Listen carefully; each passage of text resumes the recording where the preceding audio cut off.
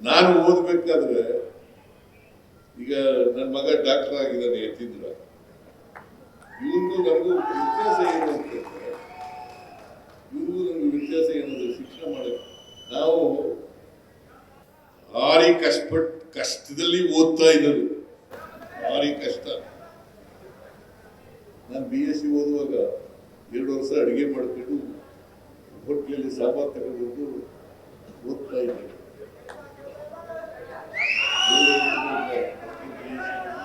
BSc ನಲ್ಲಿ first year BSc, second year BSc ನಲ್ಲಿ ಅಡಿಗೆ ಮಾಡ್ಕೊಂಡು ರೂಮ್ ಮಾಡ್ಕೊಂಡು ಹೋಟ್ಲಲ್ಲಿ ಸಾಂಬಾರ್ ತಗೊಂಡು ಊಟ ಮಾಡ್ಕೊಂಡು ಕಾಲೇಜ್ ಅಡಿಗೆ ಮಾಡಿ.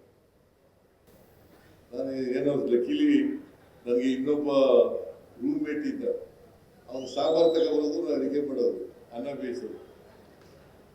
ಇದು 2 ವರ್ಷ ನಡೀತಾ. ಆಮೇಲೆ ಬೇಸರಾಗಿ ಬಿಟ್ಬಿಟ್ಟು ದೊಡ್ಡ ಮೆಸ್ ಸೇರ್ಕೊಂಡು, ಆಗ 35 ರೂಪಾಯಿ, ನಮ್ಮ ಅಪ್ಪ 100 ರೂಪಾಯಿ ಕೊಡ್ಬೇಕಾದ್ರೆ ಏನು ಭಾರಿ ಕಿತ್ತಾಟ ಮಾಡಿ ಕೊಡೋದು. 100 ರೂಪಾಯಿ ನಮ್ಮ ಒಂದಷ್ಟು ದುಡ್ಡು ಕೊಡೋದು. ಇಲ್ಲೇ ಹೋಗಿದ್ರೆ ಓದಕ್ಕೆ ಆಯ್ತಿರ್ಲಿಲ್ಲ ಅನ್ನೋ ಕಾಣಿಸುತ್ತೆ. ಈಗ ಈ ಕಾಲಕ್ಕೂ ಆ ಕಾಲ ನಾವು ಓದ್ತಿದ್ದ ಕಾಲಕ್ಕೂ ಅದಕ್ಕಿಂತ ಹಿಂದೆ, ಅದರಿಂದ ಹಿಂದೆ ರಾಚಯ್ಯನವರು ಓದ್ತಿದ್ದಂಥ ಕಾಲಕ್ಕೂ ಬಹಳ ವ್ಯತ್ಯಾಸಗಳಿದೆ. ಈಗಿನ ಕಾಲಕ್ಕೂ ಆಗಿನ ಕಾಲಕ್ಕೂ ಬಹಳ ವ್ಯತ್ಯಾಸಗಳಿದೆ. ಈಗ ಇಷ್ಟೆಲ್ಲ ಅವಕಾಶಗಳು ಸೌಲಭ್ಯಗಳು ಇದ್ದಾಗಲೂ ಕೂಡ ನೀವು ವಿದ್ಯಾವಂತರಾಗಲಿಲ್ಲ ಅಂತ